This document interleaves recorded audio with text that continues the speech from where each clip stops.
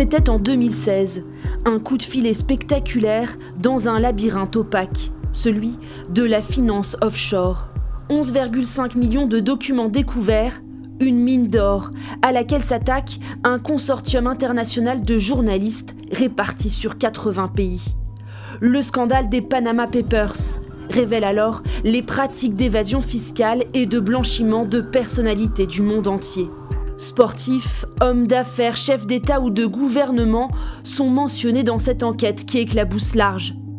À l'origine, transmise par une source anonyme à une journaliste du Süddeutsche Zeitung, ces données proviennent du cabinet d'avocats Mossack Fonseca, établi au Panama, un paradis fiscal Eldorado de l'argent sale. Cette entité est spécialisée dans la domiciliation de sociétés écrans.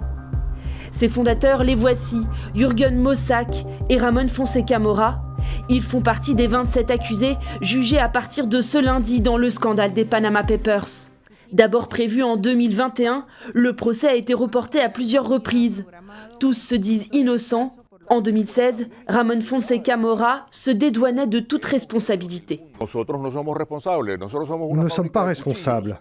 Nous sommes une usine à couteaux. Nous vendons des couteaux et si le couteau est utilisé pour un assassinat, je ne sais pas si vous voyez ce que je veux dire. Ce narcotrafiquant, cet homme politique corrompu, cette personne qui a utilisé la société, nous n'avons pas contact avec elle. Nous ne l'avons aidé en rien. La seule chose que nous ayons faite est de créer une structure légale que nous avons vendue à un professionnel qui l'a à son tour vendue. Difficile de dire si le procès aboutira à des condamnations. Lorsque l'affaire a éclaté, certaines règles contre le blanchiment d'argent n'existaient pas encore au Panama.